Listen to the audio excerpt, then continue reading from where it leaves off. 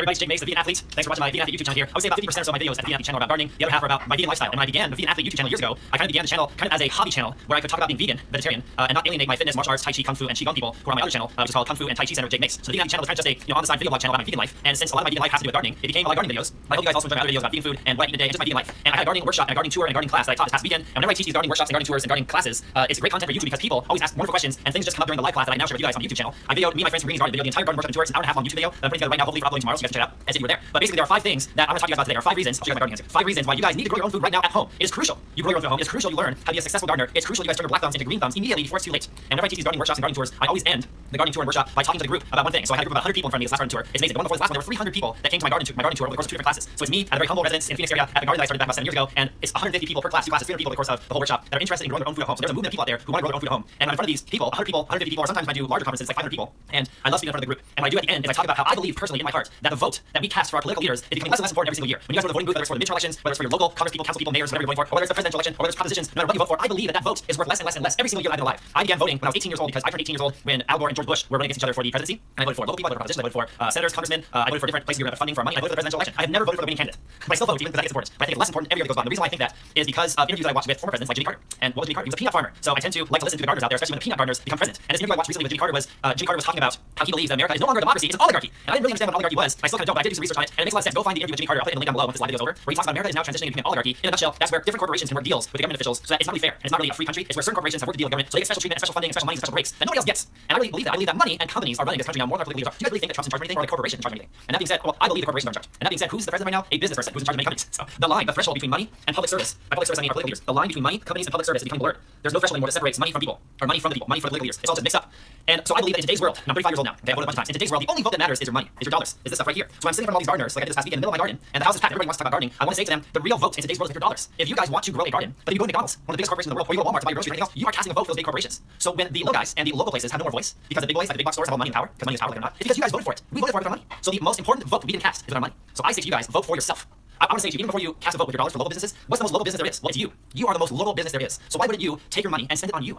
Spend it on you in the form of the farmer's market, or in the form of a fruit tree, or in the form of a raised bed or in-ground garden, or in the form of soil, better soil amendments like rock dust and compost and worm castings and coconut coir. Spend your money on seeds, spend your money on fruit trees, and build a food forest in your own property. Even if you're in an apartment on patio, go to Tower Garden, go watch my video on Tower Garden, grow a Tower Garden, grow some basil, some herbs. Behind the camera, I have Egyptian spinach, moringa, onions, and herbs growing right now on patio behind the camera. And my main garden, Longevity Gardens, it has mature fruit trees in it and 25 raised beds, and hardly any of my neighbors have a garden. Basically only 2 other neighbors have a garden. And just like a coincidence, one of my neighbors, Jack, at the yard farm, is growing a food forest. Let everybody have a food forest in front of their backyards. Well, the companies then, the corporations, would have no power anymore. So you guys owe it to yourself, and you owe it to me, and you owe it to the entire community at large to put the money into your own front of your backyard. When you have extra money, and a lot of you guys have some extra money, don't invest it in the stock market. Invest it in your garden, invest it in fruit trees, invest it in a food forest infrastructure, and you know what happens? 5 things happen. That's the title of this video right now. 5 things happen. Okay, number 1, the 5 reasons why you should garden right now and not wait until tomorrow. Number 1, you can grow food that you can later pick in its fully ripe state. This is very powerful. It is virtually impossible for any grocery store or any restaurant to purchase food in its fully ripe state because they have to ship it, they have to stock it, and they have to store it. And so almost all the food, almost 100% of the food that you're consuming from the big stores has been picked when it's underripe, and then it's being eaten by you when it's not ripe. But that means it doesn't have nutrients in it at all compared to a ripe fruit. So when you're gardening and you're growing your own food, you can walk out there and pick the food off of your fruit tree or pick the food from your garden when it's completely ripe and the nutrients are all there. Now that makes the food more tasty and sweet and delicious because when we describe something in our language as tasty, ripe, and delicious, we're actually describing nutrients. When something is delicious, it's full of nutrients. Okay, we want to pick the food in its fully ripe state. Number 2, okay, when you buy food from the store, you don't get any variety of the food. How many of you can go to a store right now and buy more than one variety of banana? There are hundreds of varieties of bananas.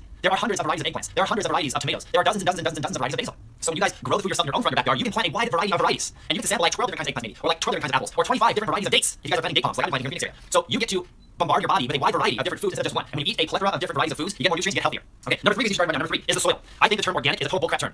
It is nowadays. It's become a buzzword that people or that companies use to lure people in to buy their stuff. So even if you're buying something that's organic, who knows if it's good for you? Because these companies a lot of times are friends with the people who are certifying them organic. These companies sometimes certify themselves organic. They're like self-certified. It's like an honor system. It's just ridiculous. So when you see that tag organic, who knows if that means healthy? Now organic is supposed to mean healthier food. It's supposed to mean food with no pesticides. It's supposed to mean food with healthier soil that's better for you. Well, guess what? A lot of organic food is being grown in soil that's completely void of all minerals.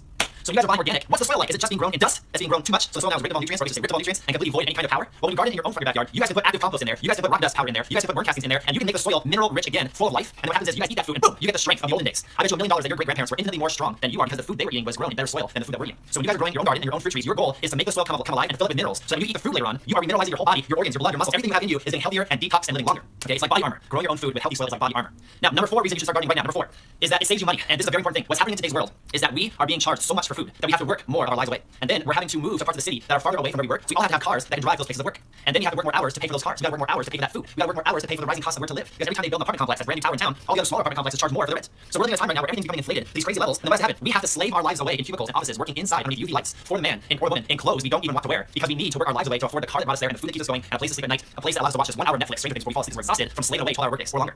You guys, when you could grow a significant amount of your own food in your front of your backyard, let's say 80% of your food you can grow in your front of your backyard, you're gonna realize you have an extra $1,000 or $2,000 a month in your bank account. You're gonna realize that your health goes up to the next level, so you get to see a doctor less often.